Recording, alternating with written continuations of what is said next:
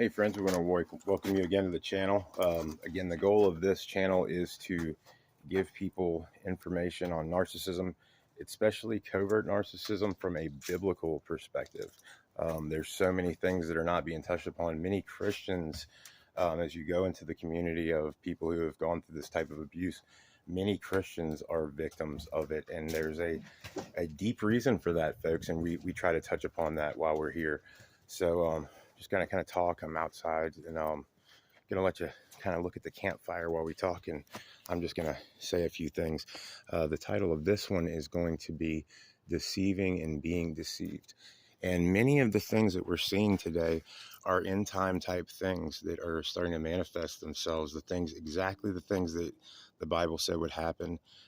You can look at Romans 1, 2 Timothy.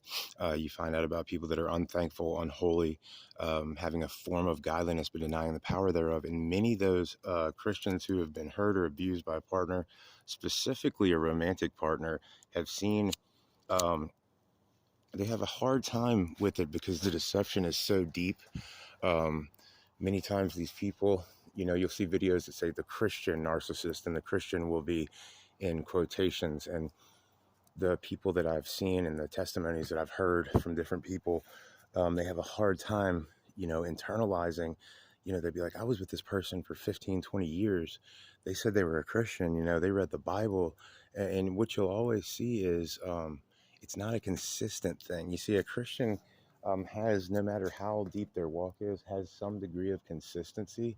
And one of the main things, before I forget to say this, that I want you to always hang on to, is that a real Christian, even if they don't do everything they're supposed to, which is anyone, all the time, they never disagree with God, and they certainly don't make a God unto themselves, which would be, the Bible says this, but me and God got this worked out.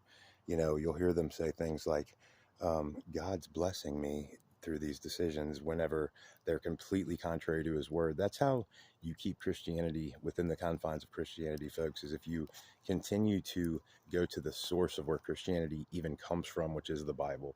And people have a hard time because they're like, aren't they a Christian? Doesn't this bother them? Folks, they're not. Okay, they're not.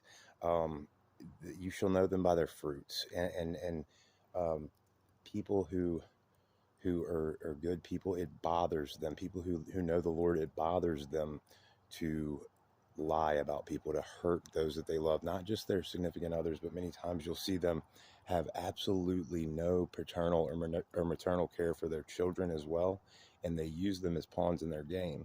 And folks, when you have anything like a reprobate mind, or your conscience has been seared with a hot iron, it doesn't bother you. So these people who think it's like, well, I'm going to convince them that what they're doing is wrong, they don't care.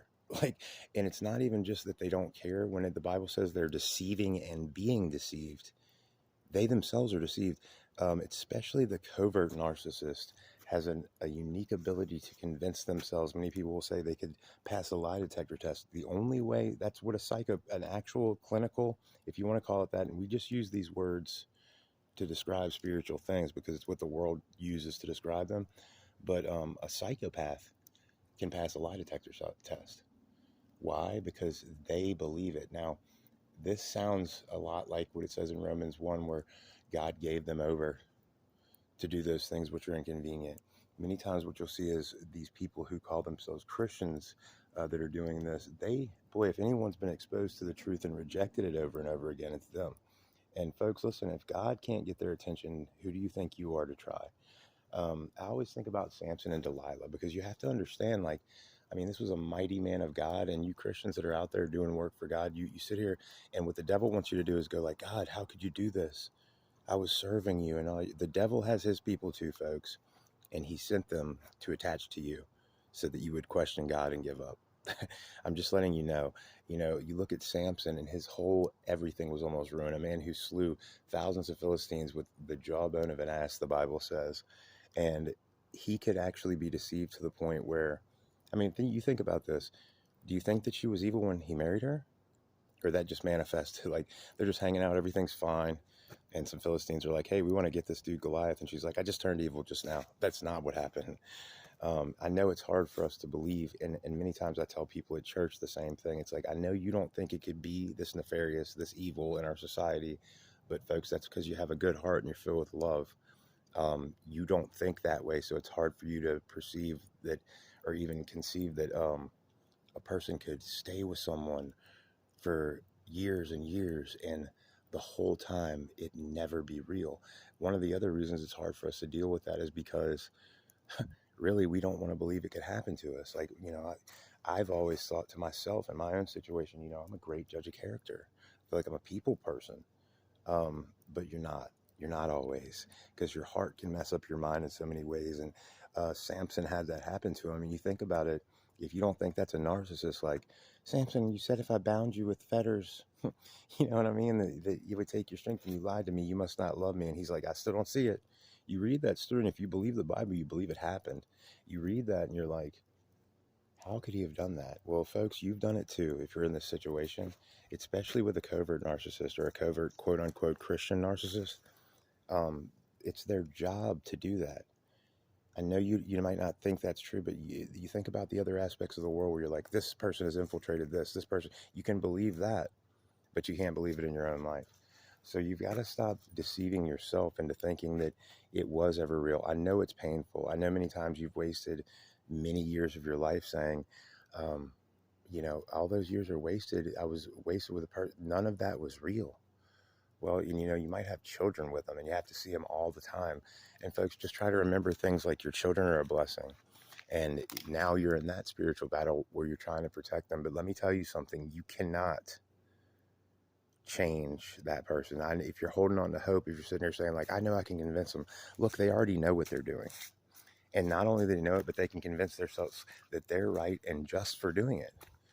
It's like they can change everything overnight and everything they ever said they believed, and then justify it to themselves and say that the things that you had agreed to believe on for all that time are wrong, and that they have a special deal with God because they're closer to him than you are.